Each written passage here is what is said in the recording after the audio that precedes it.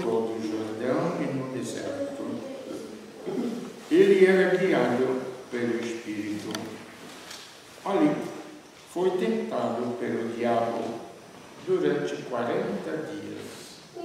Não comeu nada naqueles dias e depois disso sentiu fome. O diabo disse então a Jesus: se és filho de Deus, mata que esta pedra se mude no pão. Jesus respondeu: a Escritura diz: não só de pão vive o homem. O diabo levou Jesus para o alto, mostrou-lhe por um instante todos os reinos do mundo. Ele disse: eu te darei todo este poder e toda a sua glória, porque tudo isto foi entregue a mim e posso dá-lo a quem quiser. Portanto, se te prostrares diante de mim em adoração, tudo isso será teu. Jesus respondeu: a Escritura diz: adorarás o Senhor teu Deus e só a Ele servirás.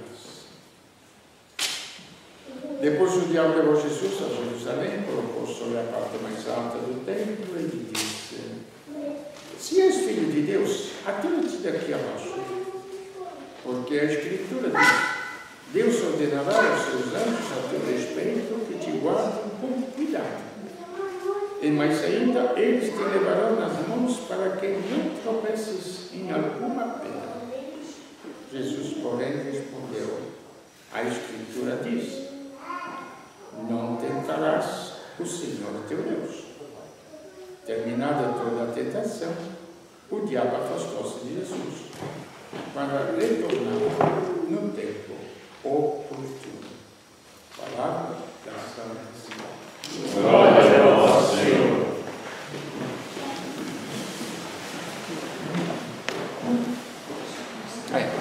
O diabo voltou no tempo oportuno. Qual foi este tempo oportuno?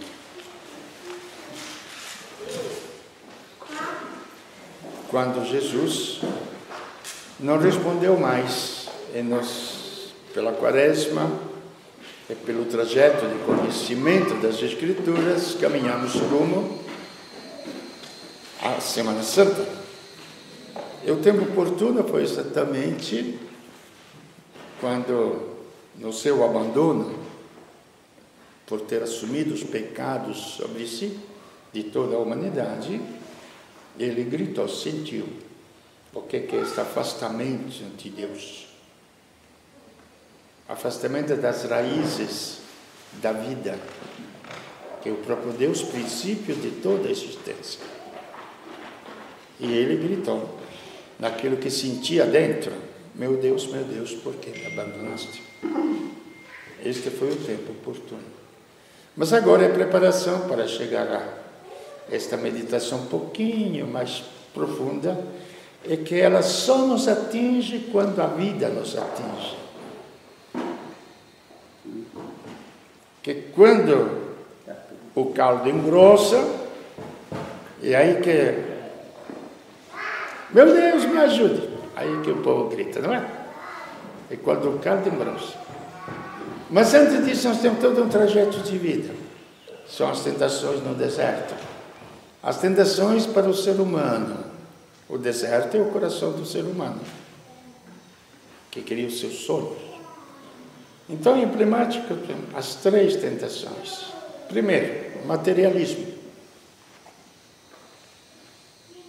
O ser humano pensa que vai resolver tudo com a matéria.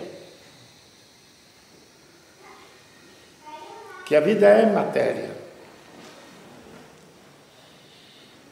Bom, cada um de nós é só examinar bem o que é que acontece depois de uma boa comilança. O que acontece? Podemos falar a verdade? A gente vai para o banheiro, vai jogar fora o que comeu. Passou um gostinho por aqui e depois vai para o banheiro. Esta é a matéria. o valor que nos damos à matéria, desvalorizando a nossa pessoa. Eu sou importante porque tenho uma roupa bonita, porque ando com um carro de luxo, porque moro numa casa, num bairro chique, não moro numa favela. Ou estou me enganando? Isso não está na cabeça das pessoas? Está ou não está? Está. Não está percebendo que você está desvalorizando a si mesmo? São as coisas que valem e você quer dar. Onde que estamos? Além do mais que essas coisas mudam de uma maneira incrível, até aparentemente se vê. Quando a gente, lembra, era criança, eu sei de vocês, mas na minha terra, quando a gente era criança, não? Tinha a calça rasgada, não podia sair, era domingo, não podia ir à missa, era assim. Agora paga uma nota para comprar uma calça rasgada. Gente, são coisas práticas, não são coisas de filosofia, de coisas reais, para ver aonde nós colocamos os nossos valores. E a resposta de Jesus é muito clara, porque aqui se trata da vida, fala da vida. Olha, não só de pão vive o homem, também de um pedaço de pão. Tanto que no Pai Nosso nos manda pedir o quê? O pão de cada dia. Nem a reserva de um mês, não. O pão nosso de cada dia nos dê hoje. Quer dizer, precisamos de um pedaço de pão, porque temos um corpo para sustentar. Mas nós somos muito mais do que este invólucro, que contém as riquezas dentro dele. Já muitas vezes eu tenho meditado junto com vocês, já começando, não precisa chegar à dimensão do espírito, da alma, que às vezes a gente nem percebe, nem sabe. Não conhece que tem, mas sente que tem, porque quando encontrar uma pessoa que diga que não quer ser feliz, aí vai dizer que tem uma pessoa que não tem alma. Entendeu? Mas bate a cabeça, a inteligência. O que vale mais o corpo? E esta é a matéria a qual nos damos tanto valor. Mas tanto valor. Então este é um exame. Depois, se lá fala que o Evangelho não presta, aí procuramos livros de psicologia profunda, disto, daquilo, para conhecer o ser humano. Será que não sabemos ler mais o Evangelho? Que ele nos fala do ser humano em si, como é que ele é, não é? Bom, não só de pão vive o homem. Aí vamos pular, aqui coloquei um terceiro lugar, segundo lugar. Leva no pináculo do templo, isso é a vida humana. Olha, se você joga-se abaixo, porque está escrito na Escritura, tem uma frase, quando você pega a Escritura por frases, você pode até matar em nome da Escritura. Então, aí, que Deus vai mandar os anjos para acudir a você. Mas, escuta aqui, meu diabinho. Escuta aqui. Deus, antes de Ele ter que me ajudar, Ele me deu o bom senso de eu não me jogar para baixo sem um paraquedas. Nunca meditaram bem esta frase? Não tentarás o Senhor o teu Deus. E eu não entendo na vida prática depois disto, gente, tem muita realização. Use os dons que Deus te deu. Não vai apelar a Deus para pagar suas dívidas.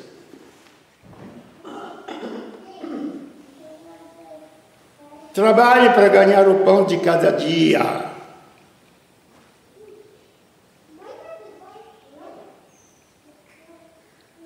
Não tentarás a Deus.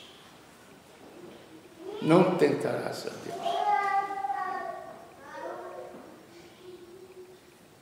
Isso é no normal da nossa vida. Gente, isto é cristianismo. É revelação da vida humana. O que temos feito das nossas igrejas? Que formação nós damos para os nossos cristãos como pessoas humanas? Nenhuma. Um espiritualismo vazio. Que tudo tem que acontecer assim. Ah, Deus vai me ajudar, Deus vai me ajudar. Parece a loteria da vida. A tua vida já é uma loteria. Deus te deu os dons, usa, trabalha. Última tentação. Que quase ninguém medita. A fome e a sede do poder.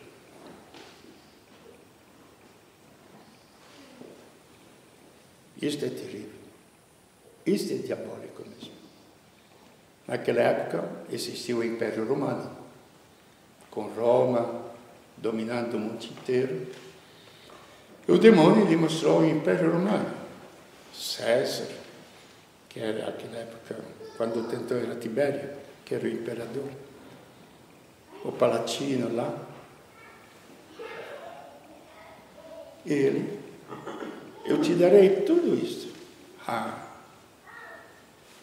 quem não trocaria uma missa por um ministério? Gente? Quem não trocaria? Uma religiosidade por um cargo público maravilhoso, por um poder. Ah, mas se eu faço para o bem dos outros, não. Se examine na tua consciência.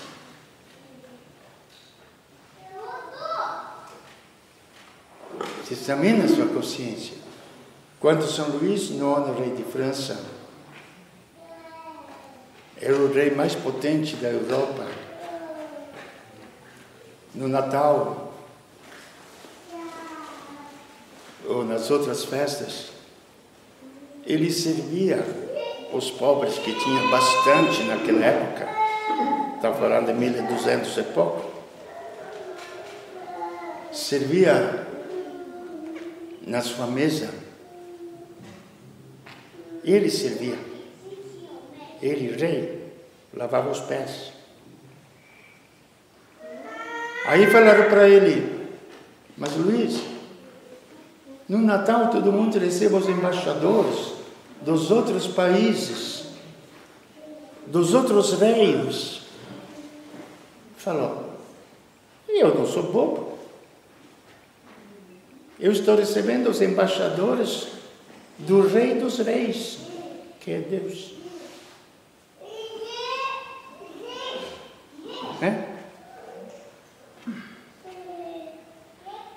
E no Vaticano o Papa recebe os embaixadores de todos os reinos da terra para o Natal. Encontro com os embaixadores. Me desculpe, mas não posso me omitir.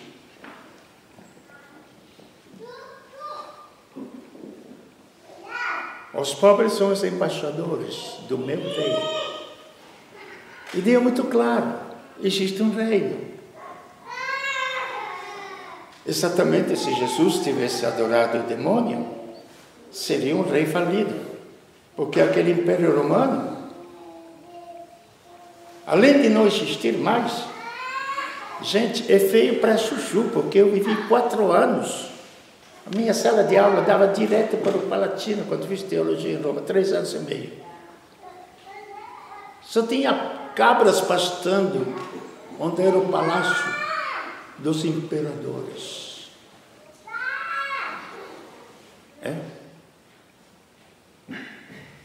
E a história?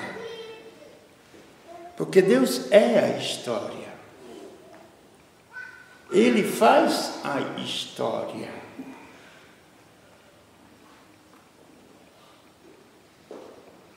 Então veja, é muito real a tentação que o coração do homem tem para se afastar de Deus. Porque você e eu posso até frequentar uma igreja,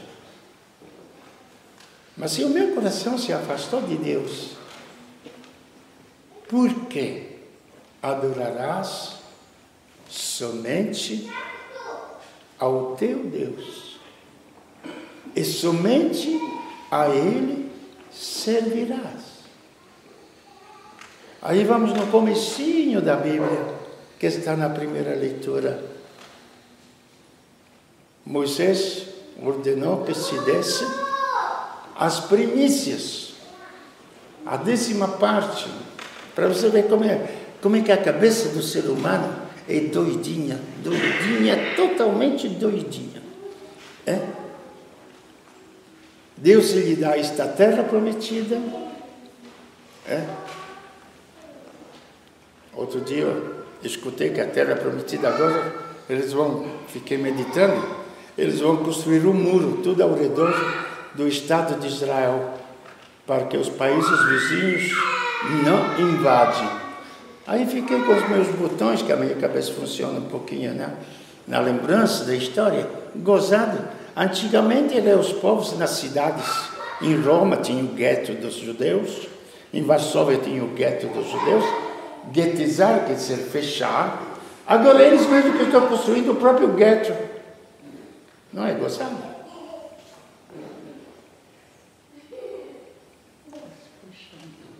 Gente, alguma coisa não funciona aqui dentro.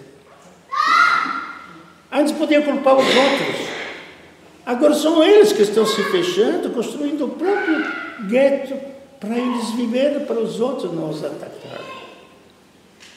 E Deus lhe deu esta terra de leite e mel, onde corria leite e mel, e eles davam o dízimo, a 10ª parte, como retribuição e agradecimento a Deus que lhe deu isto. O que nós temos feito, me desculpa, mas é de você que lá tanto não adianta. A minha consciência está diante de mim, diante de Deus. O resto, o que temos feito hoje em dia com o dízimo, é um imposto como os governos todos fazem. Não é um ato de adoração a Deus. Não é um ato de adoração a Deus. Uma retribuição, quer dizer, reconhecendo que tudo vem das mãos de Deus. Gente, o dízimo não é um imposto, não é uma taxa. É um ato de adoração. Dizer que nada me pertence.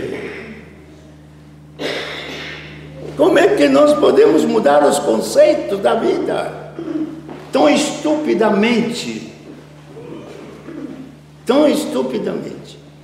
E o reconhecimento que tudo pertence a Deus e Ele me dá de graça. Gente, é tão maravilhoso quando alguém me dá um presente. Pô, o que eu te dou em troca, não é? A gente sente alguma coisa profunda dentro. Então, quando a gente fala de um ato de adoração, é sentir a profundidade da nossa alma em agradecimento. Aquele que me deu todas as condições, mesmo que eu tenha trabalhado e ganhado com o suor da minha fronte, mas Ele que me deu a força, a capacidade, o estudo, para eu poder ganhar dinheiro.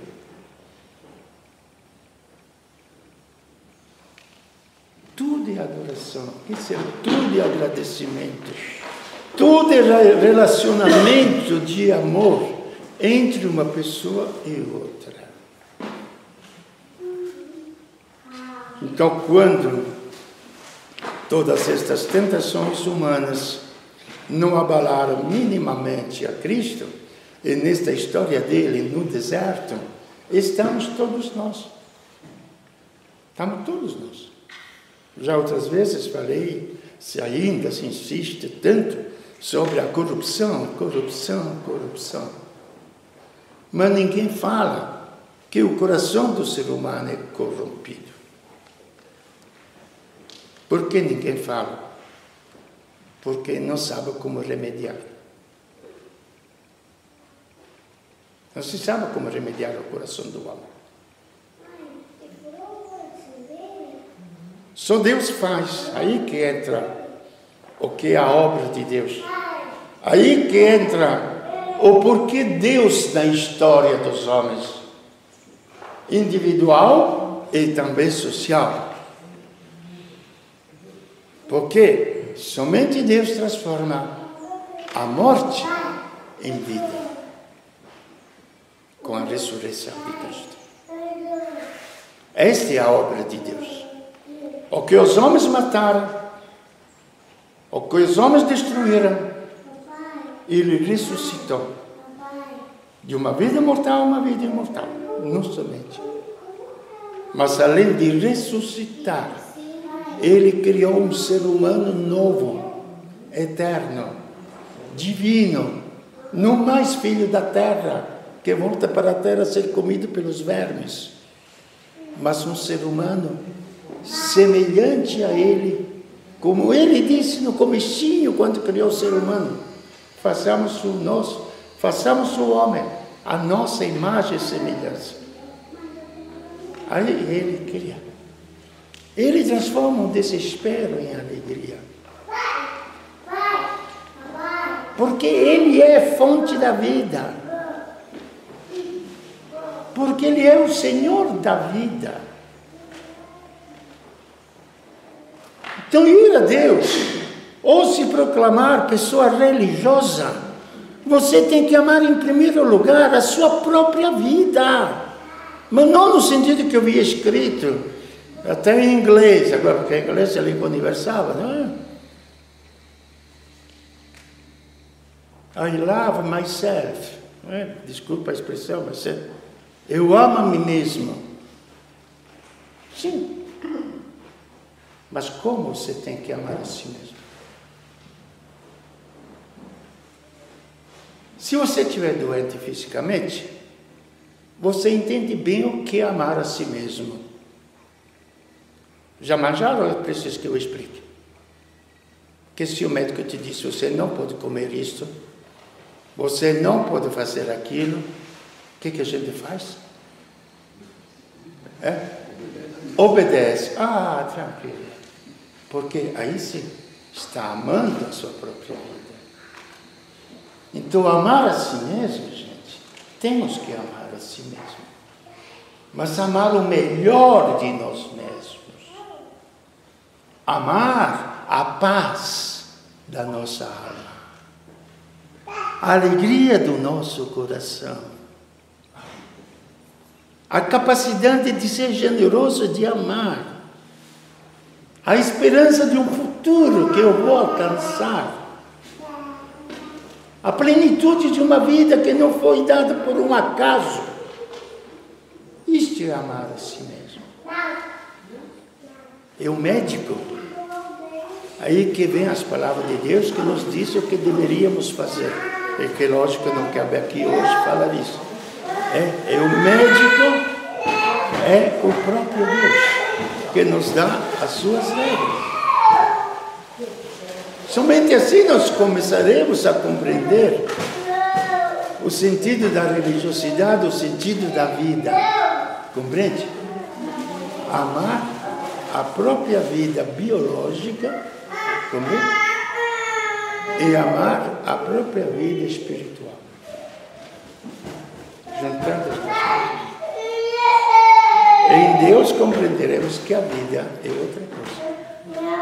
Totalmente outra coisa. Então, bem, nesta quaresma, o ponto final qual é? Vamos analisar que os males não estão fora da gente. Estão no coração da gente. O que os outros fazem de errado pode nos atingir. Está certo. Pode nos atingir. Mas nos atinge muito superficialmente. O que nós fazemos nos atinge em profundidade. Dentro do nosso ser. Então usar Estas 3 medidas. O que é o materialismo para mim? O que é a matéria para mim? Primeiro exame de consciência da nossa vida. O que é o bom senso para mim? Para não fazer da religiosidade uma estupidez sem fim. Um milagrismo sem fim.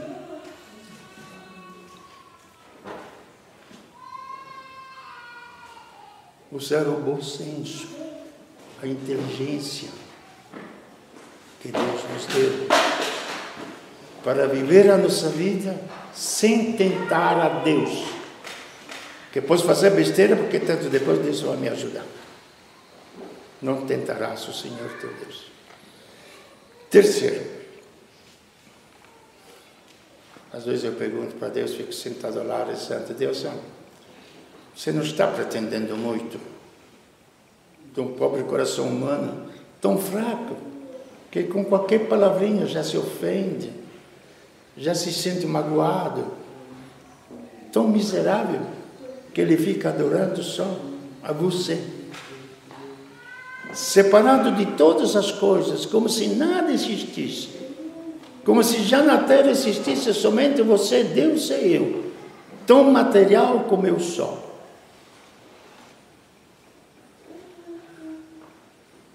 Mas por que isso? Porque exatamente a vida é Deus. É fora de Deus, não haverá vida. São as exigências da vida. É muito exigente, o médico te manda fazer uma cirurgia? Não. Para salvar a tua vida. Então, para salvar a vida da humanidade, Deus fez a sua cirurgia. Colocou o seu próprio filho, colocou a si mesmo, Deus, na cruz, porque tinha que arrancar do fundo da alma do ser humano o que corrompia e destruía a imagem que ele fez do ser humano.